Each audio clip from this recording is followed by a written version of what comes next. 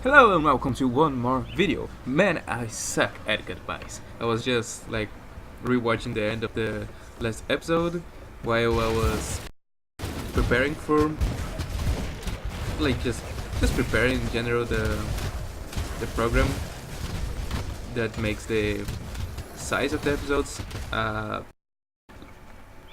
little less than an issue, because you know the bigger your episode is, the more time it takes for you to upload it. So we are using a software that like reduces the size a little bit, as you should, of course, if you're thinking about uploading anything to YouTube. Therefore, if there are some little, I don't know, frame drops on this episode, that's the reason. I hope they are not like getting too out of hand, but if I realize that the drop rates are happening all the time, I will be stopping and waiting for the software to finish doing its magic. Now, on the Cairn road, we are not going to be seeing cultists, or at least not as much as we were meeting them.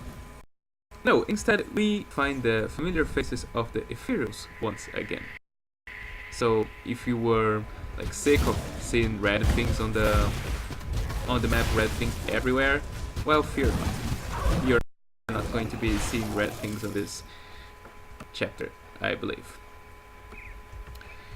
As always, there's a bunch to explore that I don't explore. Like right here, you can like take a look how the reanimators are like a little bit close, because we usually only see them at the distance, or we only see them when they are already corpses.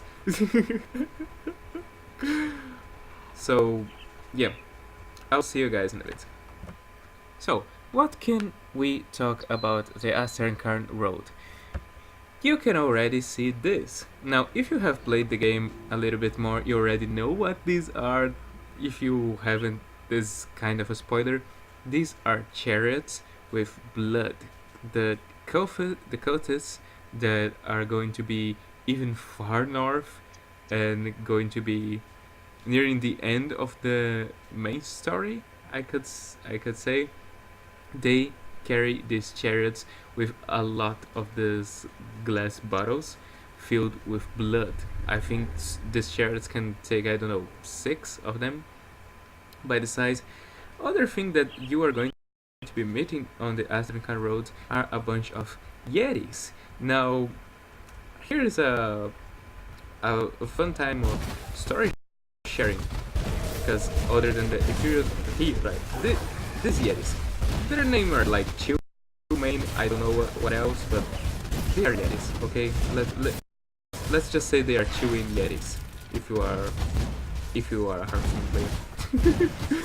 So, when I started playing with my brother on the main mode, because we usually just play by ourselves, right? But then we started playing together. I tried some characters until I started playing with him with my demolitionist.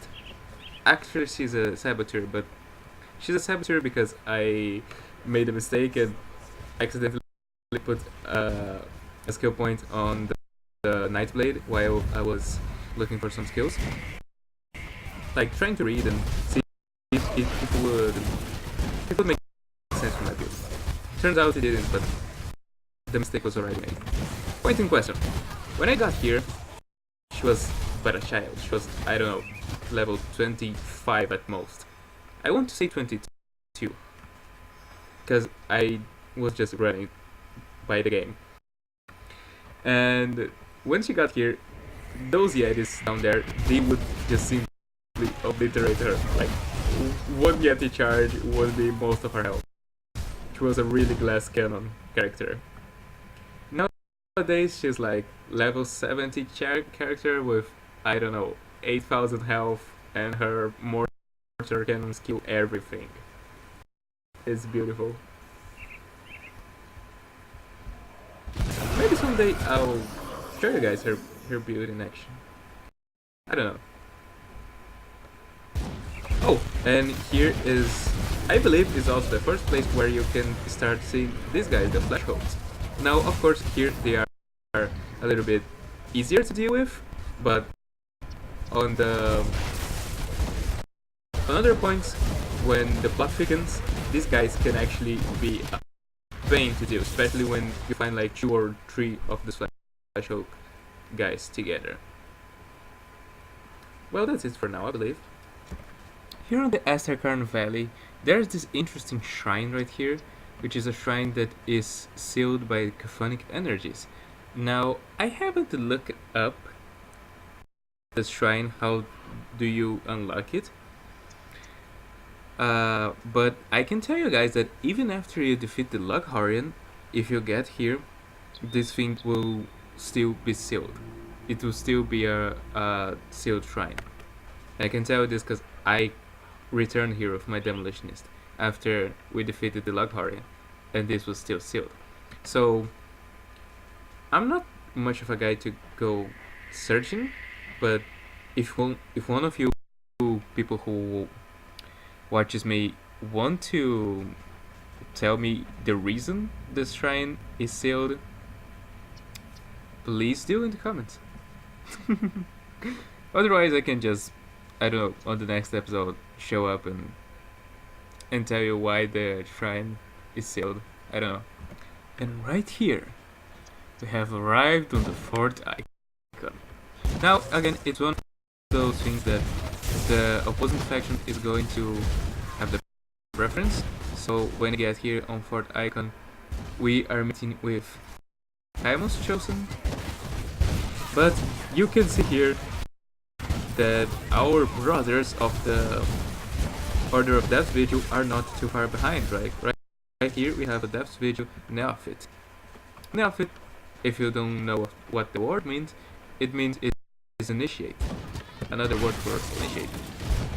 So we are going to be fighting some of these guys and some Imperials on the way. Now, here on the 4th icon region, there's a spot, there's a place that if you actually go as a necromancer, you are going to be fighting like a light guy, a guy made of light. I think he was a bishop or something in life, a saint of some sort, and he has this really nice hammer of light that might drop. Good god, the frame rates are terrible, sorry. I really apologize for that. But the thing should almost be done by now. Anyway, as I was saying, I actually believe the place I'm talking about is going on this direction. You would find it. Let me just see one thing. Oh, we're not going that. Yeah, I think if you go this direction, you would be finding this tomb, the Tomb of the Archon, something like that. And he's a being of light, and he dropped this hammer of light that's great for Inquisitors and for Demolitionists. Okay, maybe not for here, but I know it's going to the left side. And I have one of those, and I'll be using it with my Lightbringer guy. Because although he can go there and get the hammer by himself, that's the beauty of the shared stash. If you find an item that is interesting for your other characters, you can save it. You don't have to find the items with every character you have. And that's how I get some of my items. If you were asking like, but how he always has the perfect items? Well, item discovery is a little bumped up on the smash and grab, but that's not all. That's also I also have the items because I have a bunch of characters playing all the time. Now this guy, he's like here, left out, escaping from the battle, but he tells us that he's going to be okay because the Black Legion doesn't leave anyone behind. Now why is this guy falling here? Because the 4th icon is under siege. There's a bunch of Imperials trying to invade through a rift gate right here. So we are going to help our Black Legion guys. And yeah, it's almost like when we get close, they show up. I'm just kidding. We knew they would be invading because that guy was already thrown out there. Thrown out there. Brilliant grammatical construction in English. My God. I really thank you guys for watching. I would be nothing without you guys. Without you people watching. Like, I don't know, we are as great as the people who watch, I would say. So, once we deal with this thing, we can finally go and speak with the Inquisitor Creed at Fort Icon. Because for some reason, he decided to take his head out of his ass, and now he's going to talk with us again. Good, you've arrived. So, yeah, he tells us that some sabotage, some betrayal happened, and that the Ephirios got hold of the commander. So, basically, we're going to kick the shit out of the commander.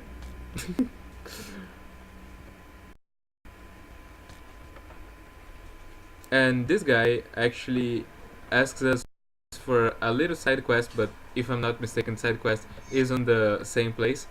He asks us to get the supplies that are on the Fort Icon Armory and deliver it to the Black Legion here or to Homestead. It's a little side quest, but since it's on the same place, I decided to take it on account. No. Yeah, I think we are still in time. I'm going to be making my way towards the entrance, and you guys see that even on the, like, this is inside the Fort Icon. That's what I was talking about. Even inside the Fort Icon, there are some Ephirios still invading us.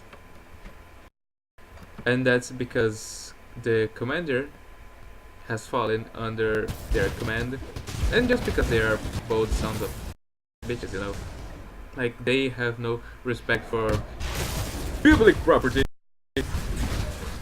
This word. This is the meme. My brother is always like saying public for me right now. Like, not right now because I'm recording and he's at class, but you guys got the idea.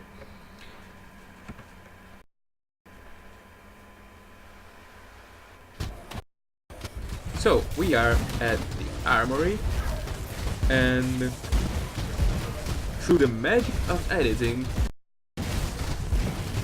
in a few seconds, you guys are going to see us find the supplies, and you guys are going to see us finding Commander Lucius and kicking some sense into his head.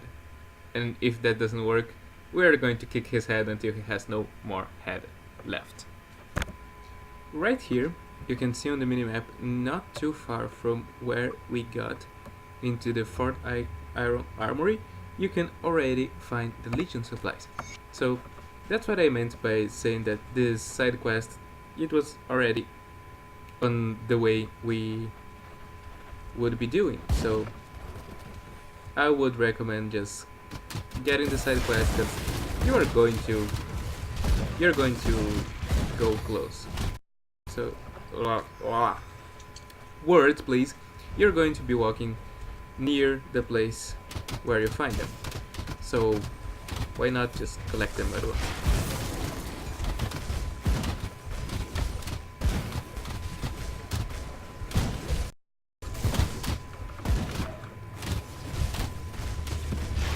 Where are my pets? Oh, you guys are here. For some reason they're here, they kind of just disappear.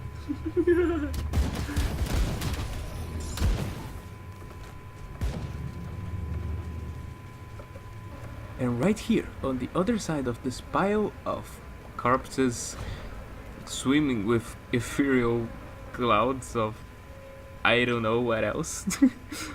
Well, actually this looks like either fire, to be honest. We will find Commander Lucius. Now, look at the guy. The guy this is certainly an upgrade on the limiting human form. Like, look at him. He reminds me of Asmodee from Diablo. Although he's not quite as fun or like awesome as Asmodee, let's say. But as you just saw right there, the guy just kinda kicked my ass. Okay? To be honest, I probably wasn't well positioned against it, because I mean, I have an army of pets, right? I should let the pets do the job of soaking the damage, and I should be on the backline, especially since I'm using a shotgun. But well, it goes to show that this guy might give you trouble on the main mode, because after all, we are playing on the smash and grab, which I realize that it makes things a little bit easier.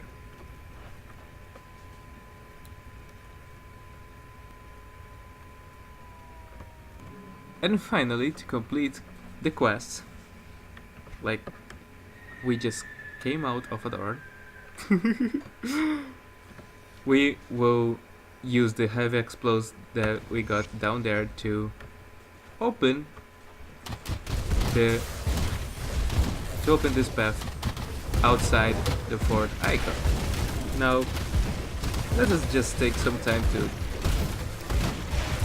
expel these invaders, and these are the plains of Strife, one of my most hated places in Green Dawn.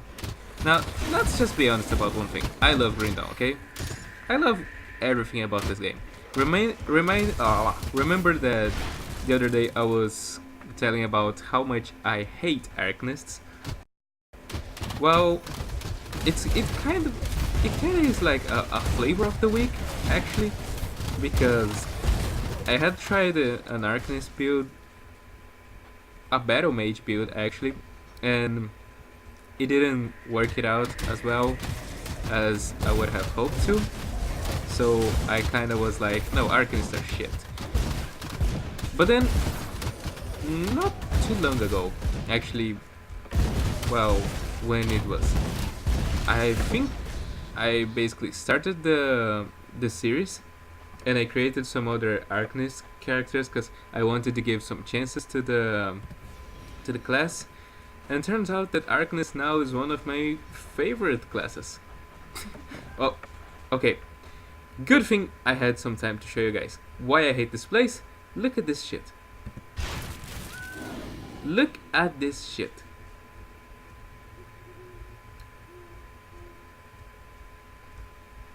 Now, I already stepped on some of those, and I assure you, I'm going to be stepping on a lot more. Plains of Strife is an infamous place for its ground mines, and these ground mines deal a fuck ton of damage. Now, remember I was telling on the other chapter about my glass cannon demolitionist? Well, she's the reason I hate this place, because I couldn't walk with my demolitionist. It's just like walking in a city that where like everyone has a dog. If you try to walk on a city where everyone has a dog, you are going to be stepping in shit constantly. Like, you cannot walk looking forward. You cannot like walk flirting with the girls. No, you have to walk looking at the ground. Either that or you're going to be stepping on shit. The Plains of Strife is the same thing. You basically can't even be looking at your enemies. You have to be looking at the ground or you're going to be stepping on shit. Now, don't quote me, but maybe, just maybe, my pets, especially the skeletons rushing into battle in front of me, are kinda disabling the mines. But again, don't quote me on that. I'm not sure if that's how it works. Well, it works. They are surely triggering these things on me. So yeah, if you have pets, you could have a command like go until here and use your pets to just kind of clear the place. So let's try this. Y button. Let's put here pet attack. Now I'm going to take some distance. Go. Go. Go. So yeah, I'm kind of sending my family to explode themselves. And then Y button back and raise my skeletons again. So yeah, that's why I kinda hate Planes of Strife, but as I show you guys, well, if you have pets, you kinda have a leeway here. Because if you can spot the mines before you step on them, you could ask your pets to do the dirty work for you. For example, here we have another one. Go there. Okay, thank you. I'm sorry. I love you guys. Go there. Thank you. Oh yeah, and sometimes here you are going to find these guys. They are Black Legion guys.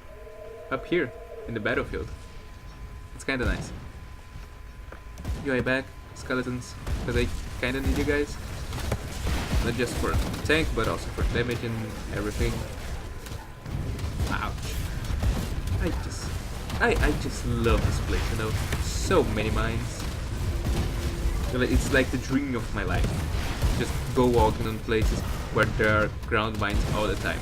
Like, I don't know if you guys know that, but ground mines are actually forbidden in wars nowadays. There's something like a agreement, not very spoken, but there's an agreement that ground mines are not to be used on wars anymore because of the fact they cause, like, they really mutilate people. I mean, of course, that's the intent of something on the war, right? You're not going to be using a tank like a panther to shoot, I don't know, toilet paper at your enemies. You want to shoot 9 inches bullets to, like, just explode the crap out of them. But the point is, even people kind of realize that ground mines are bullshit. That ground mines are a dick move.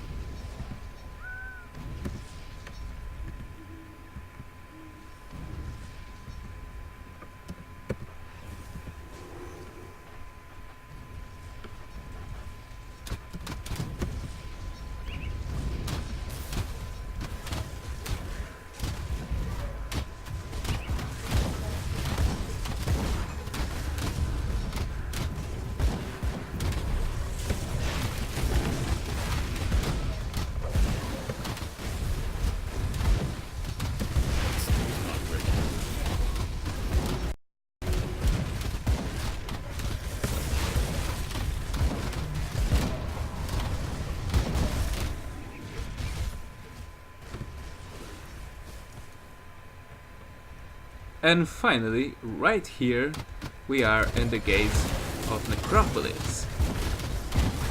The gates of Necropolis, on the other hand, are a very peaceful place where we are going to be finding graves, a bunch of corpses, ethereals, and of course, our best friend forever, the Caphonics. And your daily screen freeze, of course. However, our adventures on the gates of Necropolis is going to have to wait until our next chapter. I'm sorry. But well, thank you for watching, and see you guys on our next video.